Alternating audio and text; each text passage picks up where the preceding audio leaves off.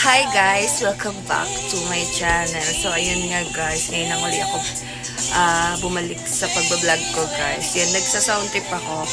So, ang gagawin ko sana ngayon guys, mag-aayos lang ako ng konti dito sa kwarto ko. Kasi, wait lang, inaan ko lang yung aking sound trip. Masyado kasing malakas. So, ayun nga guys. Mag-ayos lang ako ng mga konti ko dito sa aking room. Kasi may mga dumating ako na mga ilang parcel. So, ayun nga guys, bubuksan ko sila. So, ipapakita ko nga sa inyo guys. So, ayun nga guys, nandito ako sa baba ng aking kama guys. So, ayun, mag-open tayo ng parcel guys. Pero yung iba na open ko na, so ipapakita ko na lang sa inyo yung mga person na binibili ko guys. So ayun nga guys, yung mga binibili ko naman is araw-araw ko naman silang ginagamit. So wala naman din akong binibili na hindi ko ginagamit ganun guys. So syempre kailangan natin magtipid, tapos dapat yung mga ibang pera natin sinisinop natin. So ayun nga guys, ipapakita ko sa inyo yung person na nabili ko. At yung mga lalagyan lang din ng mga kung ano-ano ko, like skincare ganun. So ayun, ito lang guys yung mga hindi ko pa na-open. Ito lang yung hindi ko na-open guys. So, ngayon open na natin. Ganun.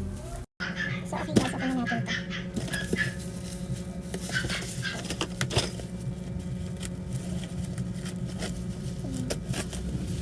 Bumili ako ng cutter sa sa Shopee. Hindi pa dumarating. Kasabay yan ng mga gamit sa nail extension ko guys. So, ayun. Wala pa din. Hindi pa rin nadating.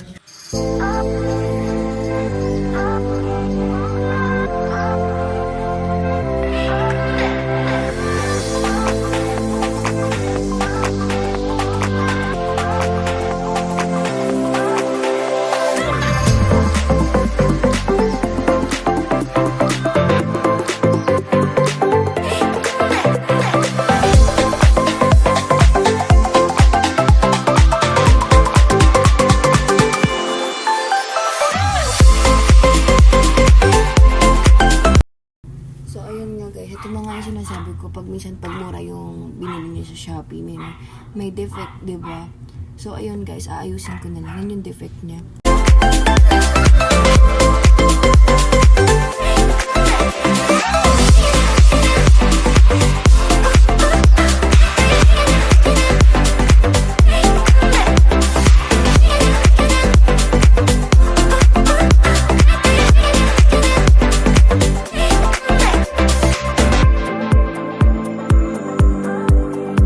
So, ayun nga guys, ito na siya. Finally. Yan. May gulong siya sa ilalim guys. Kinabit ko lang din. Hindi ko ina-expect na ganito pala siya kahaba guys. Ganyan. So, sobrang haba niya. Para sa room ko. Kasi 7x7 lang naman yung room ko. So, ayun. Tsaka maliit lang pala siya. Kala ko medyo mataba siya. Yun guys. Okay na din sa presyo niya.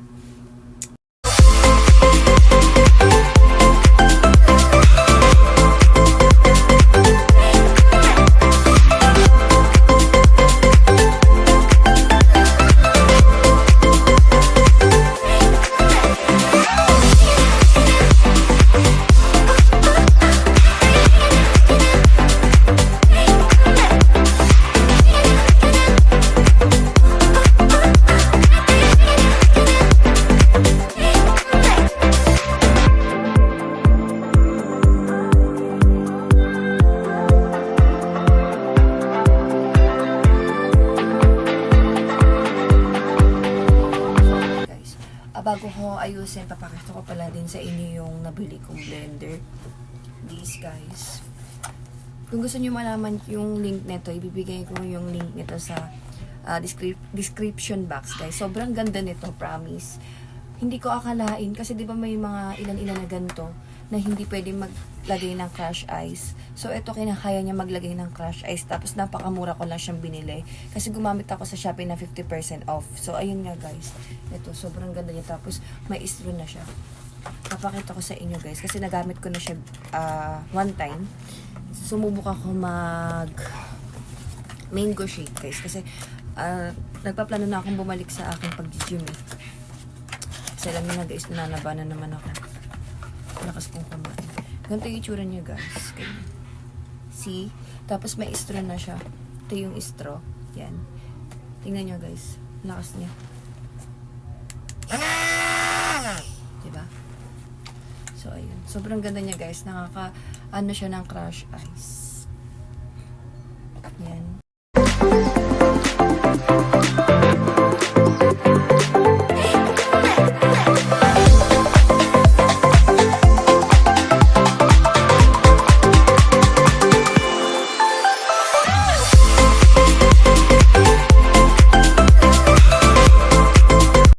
Hi guys! So, ayun nga guys.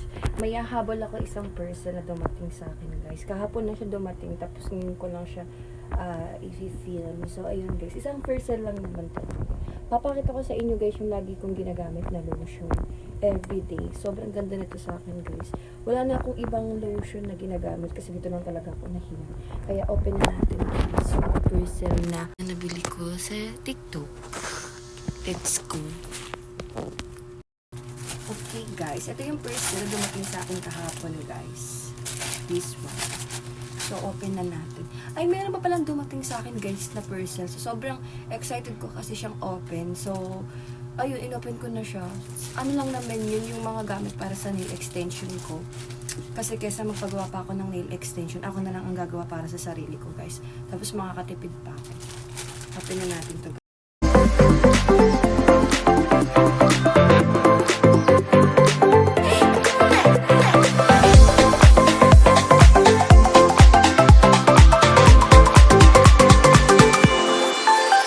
So, ayun guys, ito siya.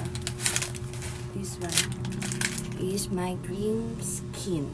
Yan guys. Sobrang ganda nito as in. Para na din siyang bleaching, ano ba yun? Bleaching scrub. Okay, yun na guys. Bleaching scrub. Kasi sobrang ganda nito guys. Kasi may extra whitening to sa ating balat guys. Pag in-apply talaga siya as in. Yan yung itsura niya. So, buy one, take one. Nakuha ko lang siya ng 284 guys. Sobrang mura na to kaysa sa mga ibang product na ang pricey, tapos ang tagal namang umeffect. Dito lang dito guys, natatandaan ko 3 days pa lang tumalab na siya sa akin. Okay guys, so ito yung nabili ko guys, isang ganito. Yung